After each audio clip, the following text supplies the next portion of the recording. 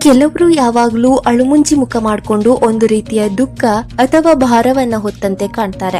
ಇವರನ್ನ ನೋಡಿದಾಗ ಇಷ್ಟೊಂದು ನೆಗೆಟಿವ್ ಯಾಕೆ ಇವರು ಎಂಬ ಅನುಮಾನ ಬರುತ್ತದೆ. ಆದ್ರೆ ಮನೋವಿಜ್ಞಾನದ ಪ್ರಕಾರ ಇದು ಕೇವಲ ಅಭ್ಯಾಸ ಅಥವಾ ನಟನೆಯಲ್ಲ. ಇದರ ಹಿಂದೆ ಆಳವಾದ ಮಾನಸಿಕ ಕಾರಣಗಳಿವೆ. ವ್ಯಕ್ತಿಯ ಮನಸ್ಸಿನಲ್ಲಿ ನಡೆಯುವ ಭಾವನೆಗಳೇ ಮುಖದಲ್ಲಿ ವ್ಯಕ್ತವಾಗುತ್ತವೆ. ಇಂತಹ ಮನಸ್ಥಿತಿ ರೂಪುಗೊಳ್ಳಲು ಬಾಲ್ಯದಲ್ಲಿ ಪ್ರೀತಿ ಭದ್ರತೆ ಇಲ್ಲದ ಕುಟುಂಬದಲ್ಲಿ ಬೆಳೆದ ಮಕ್ಕಳು ತಮ್ಮ ಭಾವನೆಗಳನ್ನ ಹೇಳಿಕೊಳ್ಳುವುದಿಲ್ಲ.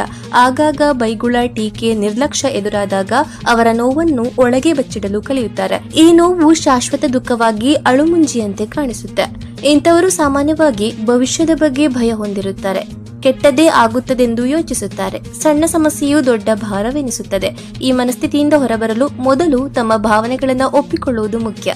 ನಂಬಿಕಸ್ಥರೊಂದಿಗೆ ಮಾತನಾಡುವುದರಿಂದ ಮನಸ್ಸು ಹಗುರವಾಗುತ್ತದೆ. ಅಗತ್ಯವಿದ್ರೆ ಮನೋವಿಜ್ಞಾನಿಗಳ ಸಹಾಯ ಪಡೆಯುವುದು ಉತ್ತಮ.